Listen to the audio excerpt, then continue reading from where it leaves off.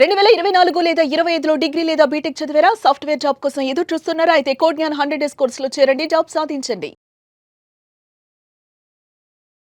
నమస్కారం, welcome to Suman TV. నేను మీ anchor సిరి. సహజీవనం ఉండడం నేరం కాదు అని రీసెంట్ గానే అలహాబాద్ హైకోర్టు అయితే కీలకమైన తీర్పునైతే ఇవ్వడం జరిగింది. ఇంతకీ ఏ సందర్భాల్లో ఆ తీర్పునైతే ఇవ్వడం జరిగింది అండ్ దానికి గల కారణాలు ఏంటి, వీటన్నిటి గురించి క్లియర్ గా ఇన్ఫర్మేషన్ ఇవ్వడానికి మనతో పాటు ఉన్నారు హైకోర్టు అడ్వకేట్ అలగిరి రవీంద్రనాథ్ గారు. అడిగి తెలుసుకునే ప్రయత్నం చేద్దాం. నమస్కారం సార్. నమస్తే అండి శ్రీ గారు.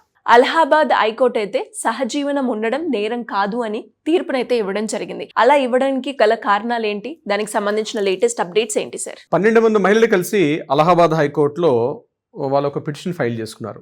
సామాజికంగా మేము చాలా అవమానాలకు గురవుతున్నాం.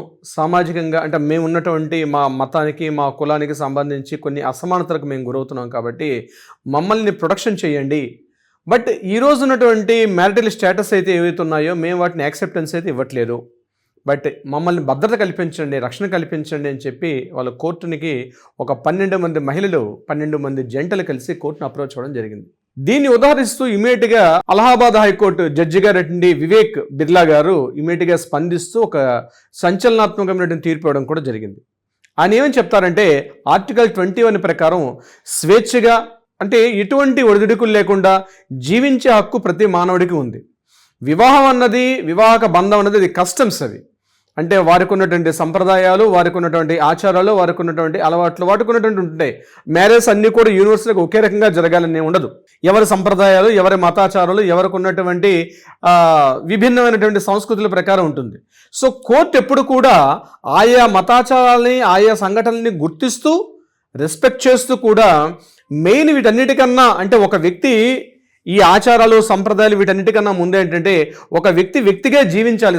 సమాజంలో ఒక వ్యక్తిగా జీవించాలి. వివాహం అన్నది ఒక మార్పు ఒక్కటే. వివాహం అన్నది ఇలాగే చేయాలి అని చెప్పి ఎక్కడ కూడా కోర్టు నిర్దేశించదు.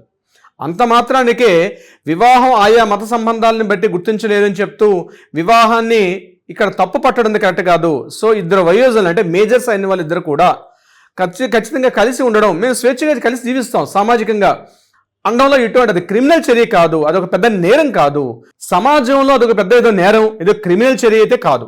సో వాళ్ళని మనం గౌరవించాల్సిన బాధ్యత ఉంది అని చెప్తూ కూడా ఈ 12 మంది ఎవరైతే ఆశ్రయించారో, కోర్టును ఆశ్రయించారో వీళ్ళందరికీ పూర్తి రక్షణ, భద్రత కల్పించమని చెప్తూ కూడా పోలీసులను ఆదేశిస్తూ కొత్త రకమైనటువంటి అంటే ఆల్రెడీ ఈ లివ్ ఇన్ రిలేషన్షిప్స్ మీద ఏవైతే ఉన్నాయో జంటలు అంటే కూడా ఏవైతే వివాహ చట్టాల్లో ఉన్నటువంటి భద్రతా చట్టాలు ఉన్నాయో, ముఖ్యంగా 2005 గృహహింస చట్టం మహిళలకు పూర్తిగా మనకి హక్కు ఉంటుంది. అంటే గృహహింసలు అంటే వైవాహిక జీవితంలో ఉన్న మహిళలకు ఒక రక్షణగా ఉన్నటువంటి ఏదైతే చట్టం ఉందో ఆ చట్టంలో ఉన్నటువంటి అన్ని రూల్స్ కూడా అనేక సందర్భాల్లో అనేక కోర్టులు ఒక తీర్పులు ఇవ్వడం కూడా జరిగింది. ఆ రకంగానే ఇక్కడ అలహాబాద్ హైకోర్టు కూడా దాన్ని ఉదాహరిస్తూ ఏం చెప్పారంటే, అవే తీర్పులకు అనుగుణంగా భార్యాభర్తలకు ఏవైతే హక్కులు ఉంటాయో అవే హక్కులు కూడా ఇక్కడ ఇంప్లిమెంట్ చేసుకోవాల్సిన అవసరం ఉంది. ఎందుకంటే ఆర్టికల్ 21 మనకి స్వేచ్ఛగా 2014 వచ్చినటువంటి ఈ స్వేచ్ఛ, స్వాతంత్ర్యం, అలాగే గోప్యత ఇటువంటి చట్టం మీద ఒక రివిజన్ చేసుకున్నాం మనం 2014లో. ఆర్టికల్ 21 అన్ని క్లియర్ కట్గా మనం చెప్పడం జరిగింది. సో దాన్ని ఇక్కడ ఎగ్జామ్షన్ చెప్తూ ఏమన్నారంటే, తప్పనిసరిగా ప్రతి ఒక్కరు కూడా వాళ్ళని రెస్పెక్ట్ చేస్తారా చేయడం పక్కన పెట్టండి, బట్ వాళ్ళకి భద్రత కల్పించడం మాత్రం చాలా ఇంపార్టెంట్. వాళ్ళు స్వేచ్ఛగా సొసైటీలో తిరిగే మనం ఒక ప్రాధాన్యత కల్పించాలి. కేవలం మా కులానికి సంబంధించిందో, మా మతానికి సంబంధించి ఉందో, లేకపోతే మా వర్ణానికి సంబంధించినటువంటి వ్యక్తి కాదు, ఇతర జాతీయుడు కాబట్టి వీళ్ళని మేము వెలివేస్తామని కులానికి, మతానికి అతీతంగా వీళ్ళని వెలివేయడం కానీ, సమాజంలో వివాహం అనే ఒక బంధం లేకుండా. ఇప్పుడు ఉదాహరణకి తీసుకోండి, అన్ని మతాచారాలు ఒక రకంగా ఉండవు కదా. కొన్నిట్లో తాళిబెట్టు కడతారు, కొన్నిట్లో తాళిబెట్టు కట్టరు. కొందరిలో కొన్ని రకాల ఆచారాలు ఉంటాయి, కొన్ని వ్యవహారాలు ఉండవు. సో మాదే కరెక్ట్ అనుకోవడం కరెక్ట్ కాదు కదా. ఇప్పుడు కోర్టు ఏంటంటే కస్టమ్స్లో ఎక్కడ కూడా ఇంటర్ఫేర్ కాదు, ఆచార సంప్రదాయాలు, మత పద్ధతుల్లో ఇంటర్ఫేరెన్స్ కాదు. ముఖ్యంగా ఈ వైవాహిక జీవితానికి సంబంధించి ఇక్కడ కూడా జరిగింది అదే. మేము కలిసి జీవించాలనుకుంటున్నాం, కలిసి ఒక ఇంట్లో ఉండాలనుకుంటున్నాం, మేము మేజర్స్, తప్పేమి లేదు కదా. మ్యారేజ్ చేసుకోవడం ఒత్తిడి మాకు లేదు. ఇప్పుడు ఎగ్జాంపుల్ మనం ఓటుకి వెళ్ళేటప్పుడు ఒక్కొక్క అభ్యర్థికి ఒక్కొక్క సింబల్ ఇస్తారు మనకు. ఒక ఎంపీ ఎలక్షన్స్, ఎమ్మెల్యే ఎలక్షన్స్, అదేవిధంగా పార్లమెంటరీ మిగిలినటువంటి లోకల్ బాడీ ఎలక్షన్స్ అయ్యేటప్పుడు ఓట్స్ ఎలక్షన్స్ ఇస్తారు. ఓట్ ఎలక్షన్స్ ఇచ్చేటప్పుడు ఏ అభ్యర్థికి కూడా ఇంట్రెస్ట్ లేకపోతే కిందన నోట్ అని ఒక బటన్ కూడా ఉంటుంది. అంటే నాకు ఎవరి మీద ఇంట్రెస్ట్ లేదు, ఇక్కడ నుంచి లిస్టులో ఉన్న వాళ్ళు ఎవరు కూడా నేను అనుకున్నటువంటి నా అభ్యర్థులు car. So I have choose, నాకు ఒక రైట్ ఉంది. నాకు నోట్ అనేది కూడా మనం పెట్టుకున్నాం కదా. పార్లమెంట్ ఎలక్షన్స్లోను, ఎమ్మెల్యే ఎలక్షన్స్లోను, లేకపోతే కింద లోకల్ బాడీ ఎలక్షన్స్లో నోటాను మనం పెట్టుకున్నాం కదా. మరి అటువంటప్పుడు నేను సమాజంలో ప్రతి ఆచారాలు సంప్రదాయాలు నేను నచ్చని రూల్ నాకేం లేదు, నాకు నచ్చకుండా కొన్ని ఉంటాయి. వివాహంలో నచ్చకుండా నేను కలిసి జీవిస్తా. వివాహం అనేది ఒక పారామీటర్ కాదు కదా. నేను ఒక అమ్మాయితోనో అమ్మాయి అబ్బాయితో కలిసి జీవిస్తాం, that is called live in relationship. కానీ ఆయా సందర్భాల్లో రక్షణ బాధ్యత వాటి కల్పించాల్సిన బాధ్యత ఎవరిది? మనం ఉన్నటువంటి సమాజం యొక్క బాధ్యత ఉంది. ఇక్కడ నేను లివ్ ఇన్ రిలేషన్షిప్ని వెనకేసుకొస్తున్నాను అన్నటువంటి విషయం కాదు ఇక్కడ. సో వాళ్ళని రక్షణ కల్పించాల్సి, ఇప్పుడు మనం ఈరోజు స్వేచ్ఛగా విహరిస్తున్నామంటే మనకి రక్షణ ఉంది. ఈరోజు మన బాధ్యతలు ఉన్నాయి, మనకి హక్కులు ఉన్నాయి. మన బాధ్యతలు మనం నెరవేర్చినప్పుడు మనం ఈ సొసైటీలో స్వేచ్ఛగా విహరిస్తున్నాం అంటే మనకు కొన్ని రక్షణ చట్టాలు మనకున్నాయి. అందుకే హ్యాపీగా మనం ఎక్కడికైనా వెళ్తాం, ఎక్కడికైనా తిరుగుతాం, ఎవరింటికి వెళ్తాం, ఈ ఆఫీస్కి వెళ్తాం, ఈ ఆఫీస్కి వస్తాం. బికాజ్ మనకంటూ ఒక లా అండ్ ఆర్డర్ మనకు ప్రొటెక్ట్ చేస్తూ ఉంది. అదేవిధంగా పెళ్ళనే సంప్రదాయం మీద ఇష్టం లేని వ్యక్తులు ఒక ఆడామగా కలిసి జీవించడంలో ఎటువంటి తప్పిదం ఉంటుంది? వాళ్ళు ఏదో సామాజిక ద్రోహులు లేకపోతే సమాజ వినాశకారులా కాదు కదా. ఇదేం పెద్ద క్రిమినల్ చర్య కాదు కదా.